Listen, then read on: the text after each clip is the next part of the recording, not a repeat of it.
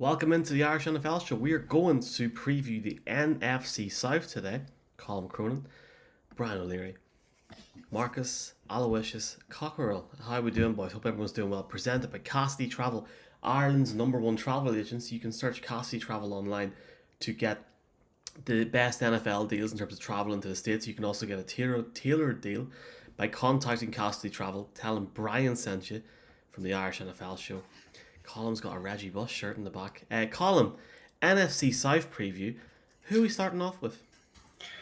You have to start off with the Tampa Bay Bucs. They won it the division last year, and obviously it's been an interesting offseason. So Adam Schefter announced that Brady was retiring. Brady begrudgingly admitted, yeah, he was. Then Brady announced that actually he was coming back. That was possibly despite Schefter. Then we learned that Brady had been flirting with the Dolphins. So the Dolphins got in trouble, but Brady didn't. Then Brady disappeared for 11 days, came back looking like a different person. I mean, we're getting into Renee Zellweger territory at this point, seeing him at the podium, how he looks now in comparison to how he looked during his Patriots days. He's back for one more year. I don't think he is as he once was, but it's a Tom Brady world. It's going to be a double-digit win season. Move on. We're on to Cincinnati. Let's go. Thank you. A bit like Brian. you're a bit like Wink Martindale there last week, Colin, when he was asked about how Belichick was moaning about the Giants blitzing too much in their preseason game. He said, "We're on to Cincinnati."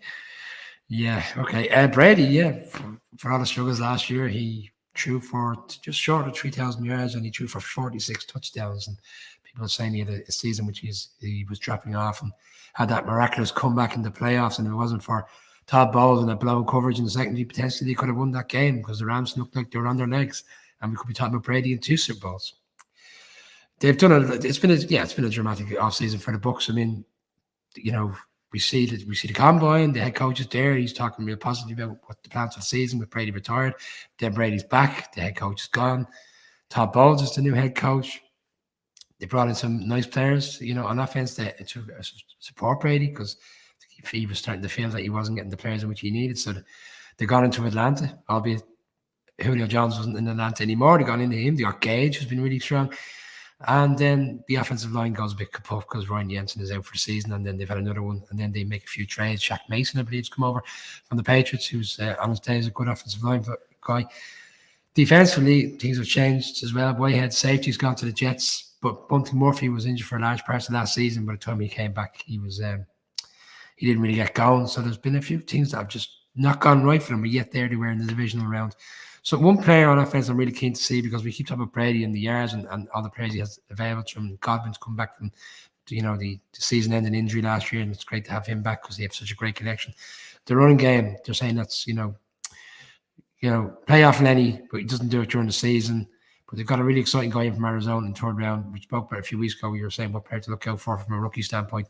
Rashid White looks really explosive. So that could be something that can support Brady because at 45, he's going to need players that are allowing him that, in terms of handing off, making the offense a bit more conducive to the run game, allowing Brady then to find players available. And yes, Gronk is gone, but Rudolph been brought in and people are kind of distancing him in terms of what he was like last year because he was injured a lot in New York, and when he did play, they didn't really utilize him. I'd like to think they're going to get the guy in which he was in Minnesota, which is a really strong red zone target, which will benefit Brady because like what he got with Gronk in the red zone, put it up there, he'll take it down.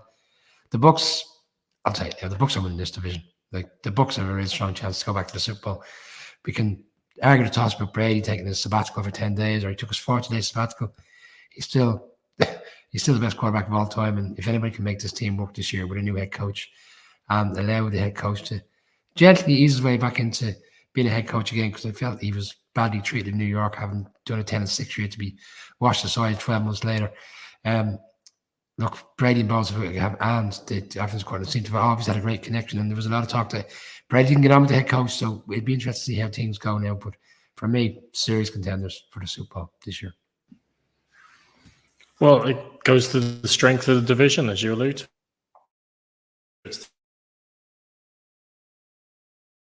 Sense that if you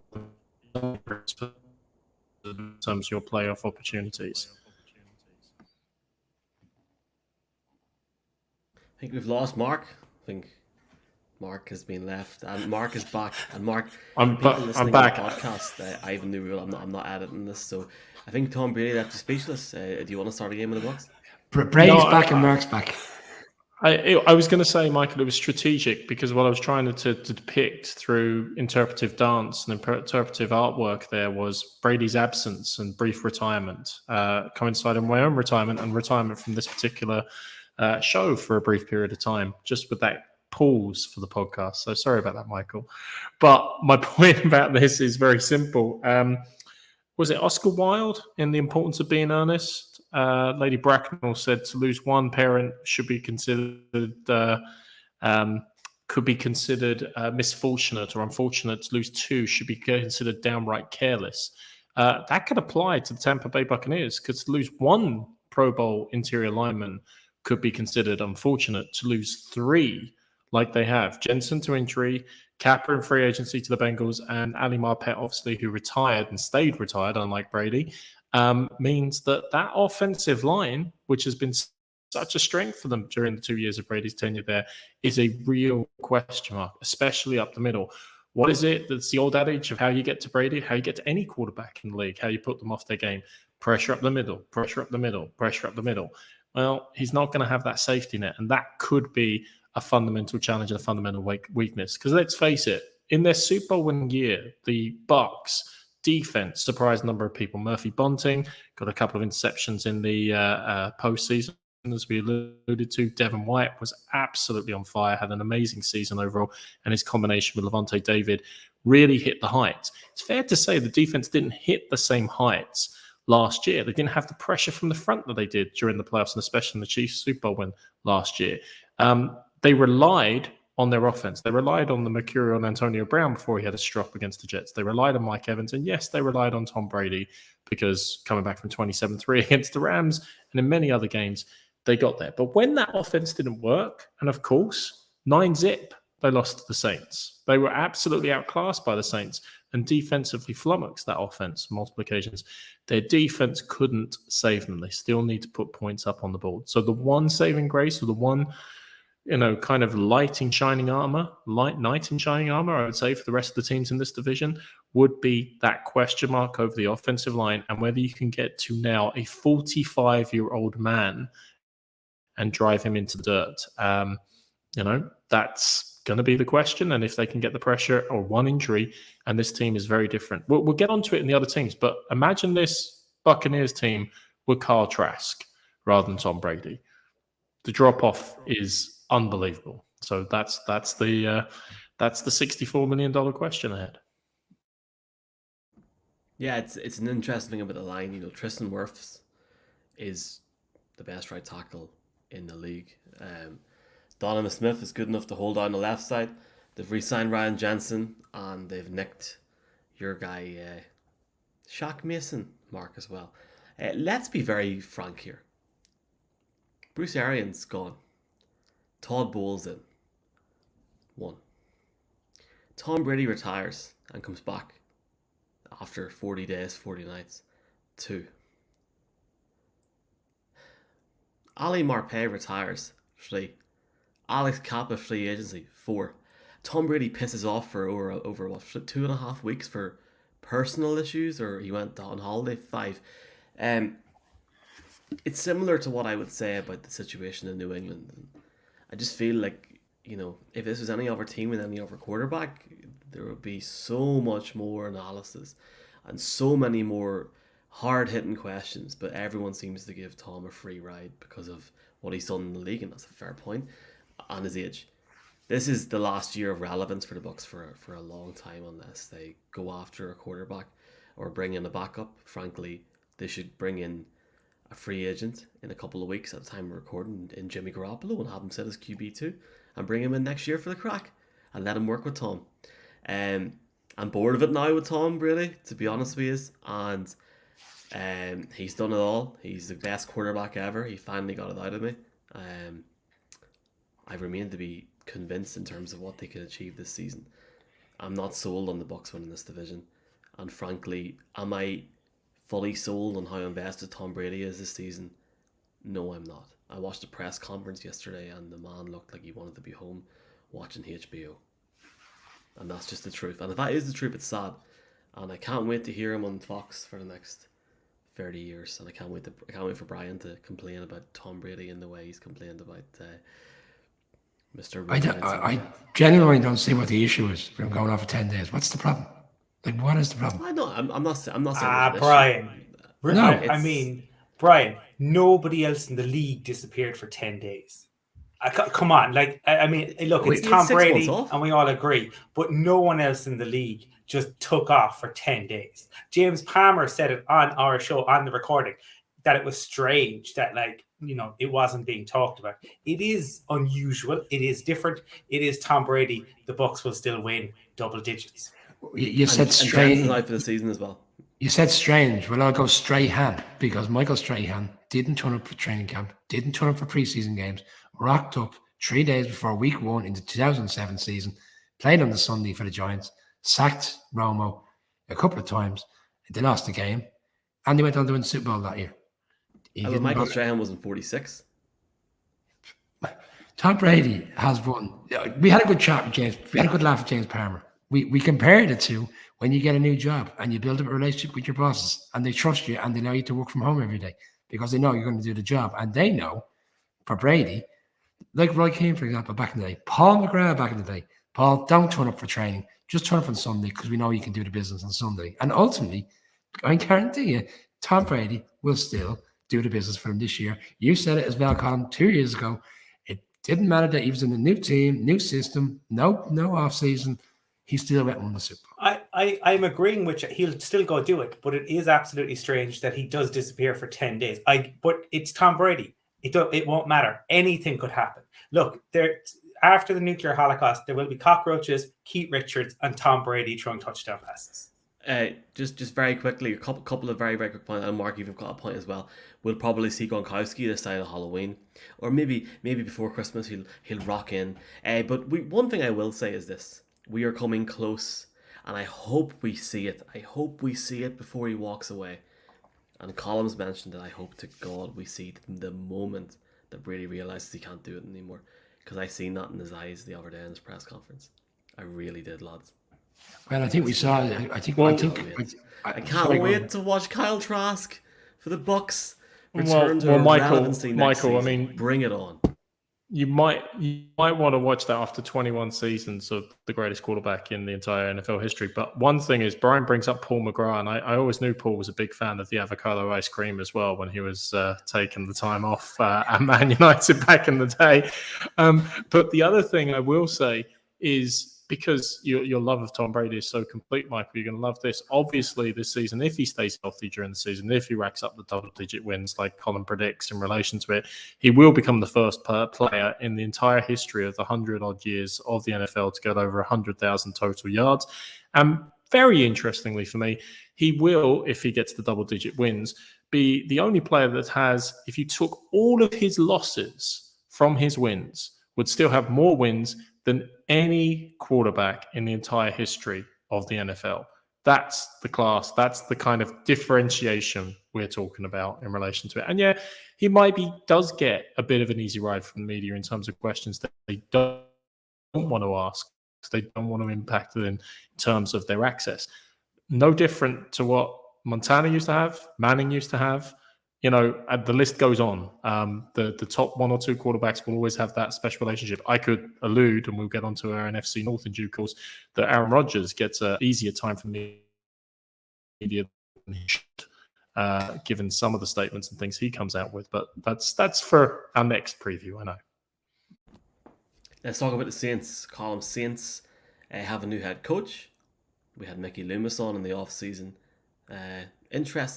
It's an interesting time for them, because this could be the year maybe that Jameis Winston takes it up a level and maybe he doesn't dance with crutches and stuff. And remember that was that was fantastic. What I am loving is, and I don't know if anyone else will get this reference, but at the beginning of the video for the Carpenters calling occupants, it is an alien calls into the radio show, and DJ can't understand it. It's a bit like Mark talking sentences kind of coming in and out, but we get it. Look, I think, to be honest, there's a lot of talk around the Saints and the Saints winning this division, and a lot of talk around Josh McDaniels coming in, obviously, and some of that I think is the Colts. But Dennis Allen's stint as a head coach first time round was awful. Oh my God, he was with the Raiders 4-12, 4-12, 0-4, fired. It was an abject disaster. Granted, it was a decade ago. Hopefully it goes better second time round. If it doesn't, the Saints are in for awful trouble. There is a really good roster there. Defense will be strong, undoubtedly. And they brought in guys in the offseason. This comes down to Jameis, and whether you can make Jameis be a good QB whilst ensuring that he doesn't turn over the ball. Last year, he didn't turn over the ball, but he was super conservative. He only averaged, I think, throwing the ball 25 times a game. If they're to be serious contenders, he's going to have to throw more than that, but you don't want him to turn over. I think the Saints could be one of the most fascinating teams to watch in the NFL this year. They were 28th ranked offense last year, but you could put large parts of that down to the fact that they were struggling with injuries on quarterback, and they had to play a number of quarterbacks, one of which I know you guys have a lot of love for, Trevor Siemian back from his days in Denver. And yet they were half away from being in the playoffs, and you definitely have to put that down to the coaching of Sean Payton. He's an absolute quality coach player. At halftime, the 49ers were 17-0 down, and the Saints were in the playoffs. Masterful to do that with that team he had last year. Michael Thomas was out last year. He'd come back. He looks re-energized. He looks refocused. Olivier, the wide receiver, which they took in the first round, seems to be doing very well. And the offensive line seems to be coming together. Andres Pete and Cesar Ruiz seemed to be stepping up, because there was a lot of conversation about how difficult they were going to have. And then Trevor Penny, who was on our show in January, I believe, who was picked by the Saints, and everybody was raving about how he's a real raw material and he's going to be a fascinating offensive line. But he continues to get into fights during each day of the camp, and there was question marks coming out then about what his mindset was like. He's now gone for the foreseeable. He's done his ACL, so that's the end of him. No amount of players. I'm worried about Winston. I think last year the conservative was acceptable, but at some stage he's going to have to start throwing the ball out. They brought in Andy Dalton, which to me strikes me as a situation where they're thinking, we don't really trust Jameis, so we'll have a backup who has a reasonably good career who could come in and win us a game or two, because they couldn't do that last year. Defensively, going to be strong, and that's probably the mindset of the team. Dennis Allen isn't handing over any play calling for a new defensive coordinator. He's going to do it himself. Cameron Jordan had 8.5 sacks in the last 4 games this season. Like, there's some players in the league that get 8.5 sacks for the entirety of the season. He gets that in 4 games. The defense is going to be really strong again, I imagine, with Dennis Allen, because nothing's changing. But it's all about the offense for me. I think they'll make a run at the playoffs, but I don't think they'll win this division.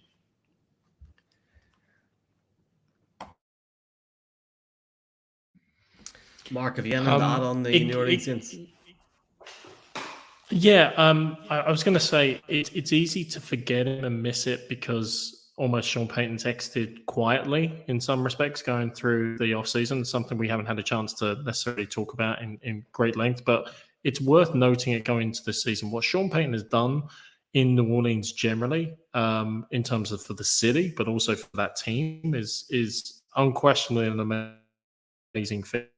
And they talk about the statue of Steve Gleason blocking the punt for the Falcons game after Hurricane Katrina.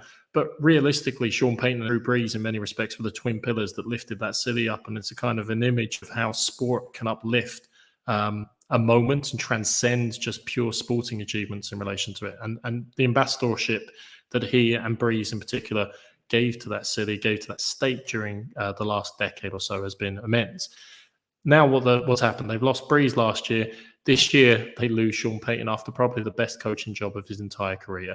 To go 9-3 with Jameis Winston and Taysom Hill as your starting quarterbacks is impressive enough. I mean, realistically, they only missed the playoffs because they were 0-5 when you're down to your third and your fourth string quarterbacks. Most teams will be 0-5 down to your third and fourth string quarterbacks, but I wouldn't necessarily even include Jameis Winston and Taysom Hill in many 1s or 2s, to be very frank. So I think Sean Payton's role and job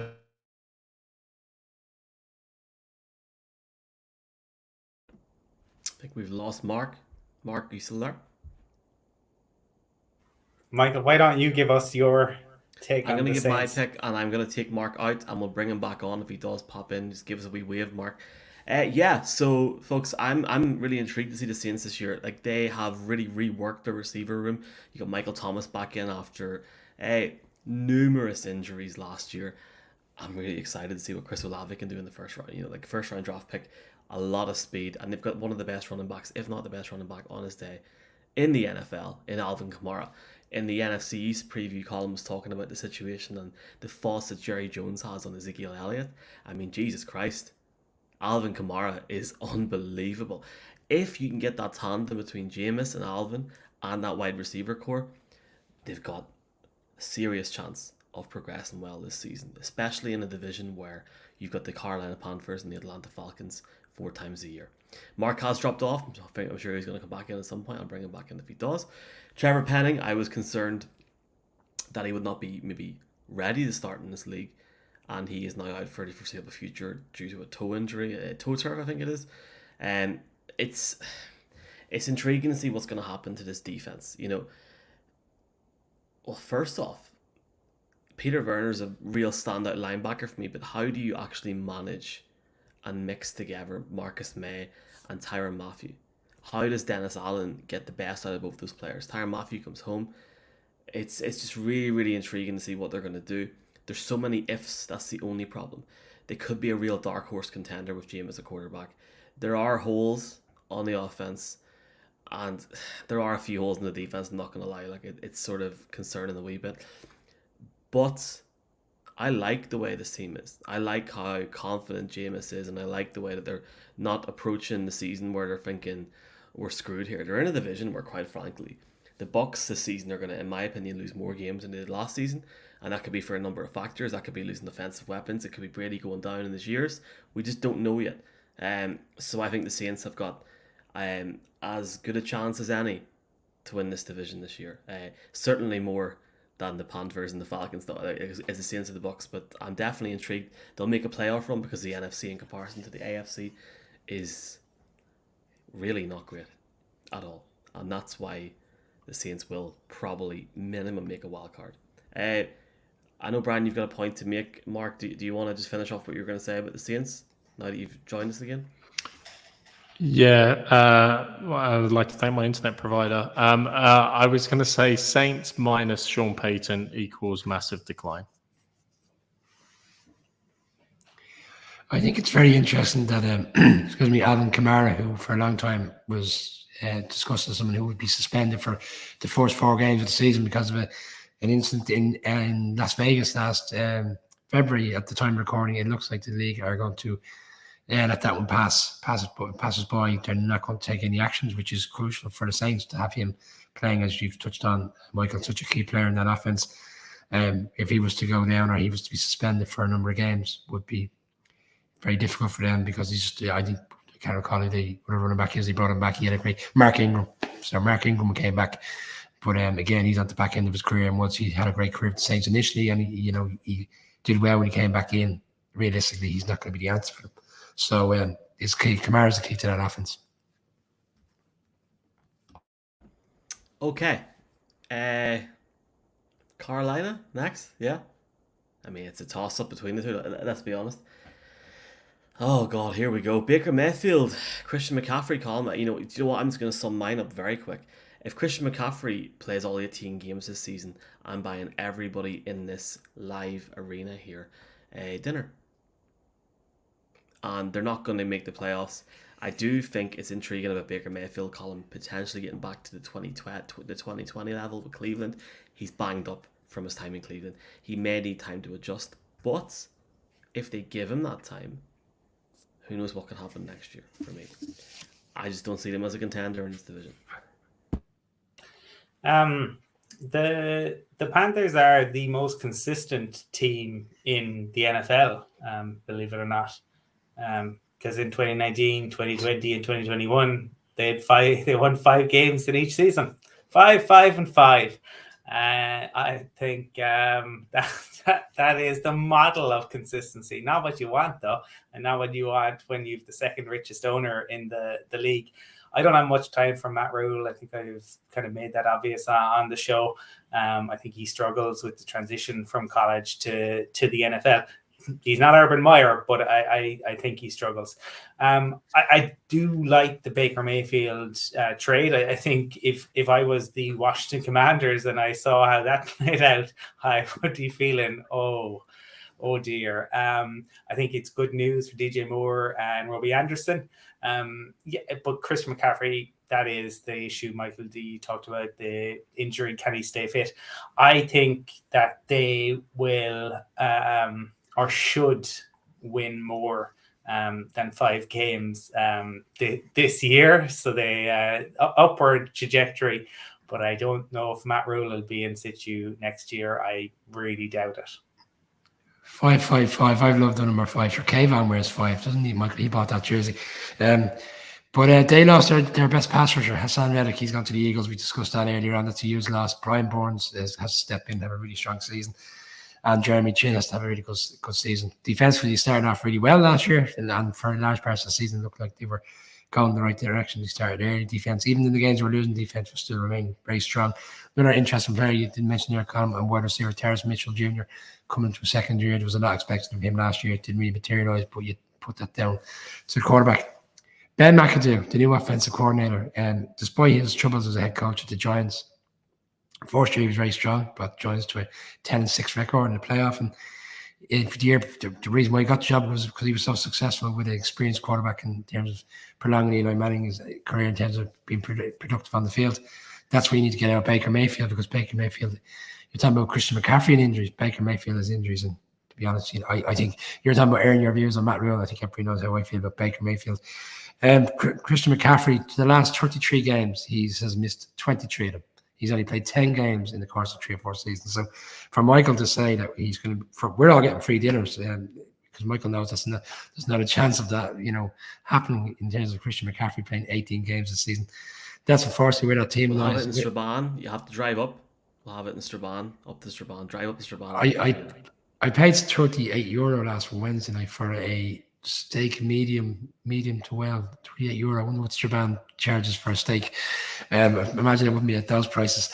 And the price was right, because the price on this team is that Matt Rule will lose his job this year because he won't be the head coach, because unfortunately for this team, they're going to have a really difficult season.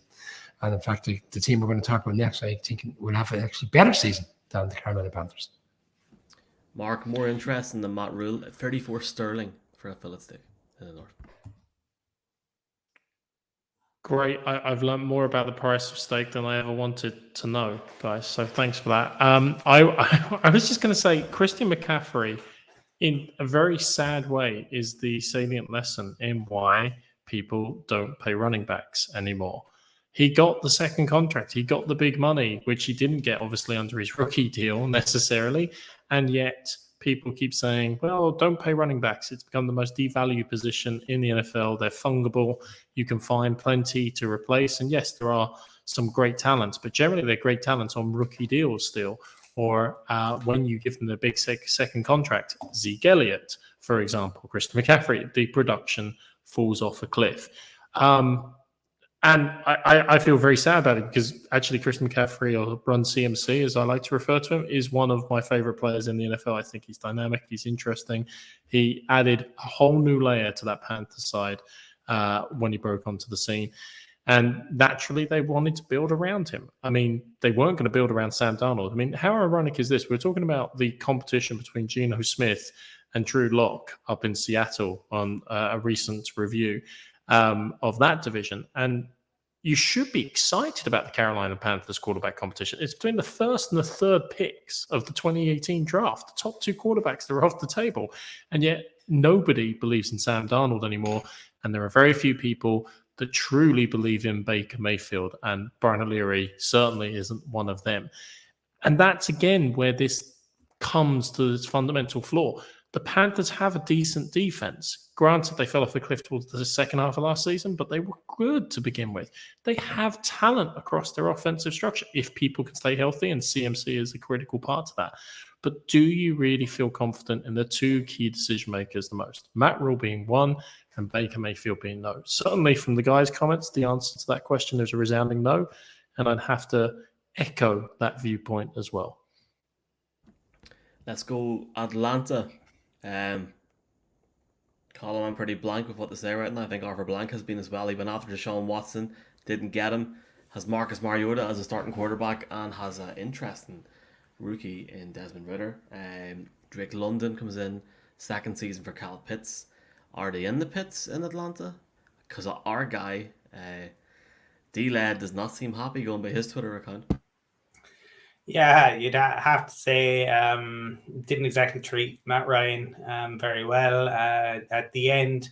I do like Arthur Smith. I think he is a talented head coach. I hope that he kind of can go on to prove that. I think Desmond Ridder will be starter by the midpoint, certainly, if not before. I don't have belief in Marcus Mariota, and Ridder I think is an interesting one. So I think they'll try him out and see what happens.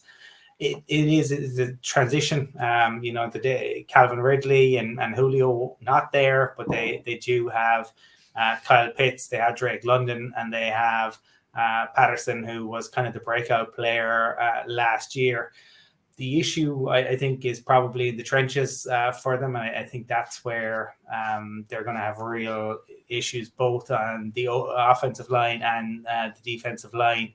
And that, I think, is what will dictate their season, how those two units produce. Cordell Patterson, I mean, he's such an underrated player. He was in Chicago, he was in New England. Last year, 11 touchdowns, over 1,100 yards. He's like the Swiss Army knife. He's like their version of Taysom Hill with the Saints, in the same division. But they have some good players. Like, they genuinely have some good players. The quarterback thing is unusual because we spoke about it at the time. We couldn't make up our mind of what's going on in Atlanta because on one hand they're in for Deshaun Watson. They're all in on the quarterback despite the surroundings of what was going on in the background. And then once that deal didn't materialize, they go and take Mariota, and essentially it's a rebuild. Yeah, Mariota didn't play a lot last year. He was brought in for specific plays to suit that Raiders offense. Run pass option type plays. Are we going to see a lot of that potentially? Will he get injured after a while, continuously running? I'd imagine so. And then we might see Desmond Ridder, or the season gets away from him. But there's other players like Zach Reese, the Greek named wide receiver, was really strong last year. Frisco's come over from the Titans. He's a really efficient tight end. Drake London, judging by what we're hearing from him, he looks explosive enough, and he's gone top 10 in the draft. They've got players. And then an interesting one, Brian Edwards, he was the third round pick for the Raiders 2 years ago. They traded him over. So they've got players to score points. Defensively, they've actually brought in quite a good few cornerbacks, and really efficient cornerbacks with a lot of experience in the NFL. So they're talking, if you read it, that they're saying they're going to be really comfortable with the secondary. And it's up front, as players like Lorenzo Carter's coming from the Giants, who had a really strong time there. Couldn't agree a contract. He's from there. He went to college in Atlanta. It suits him to go back there.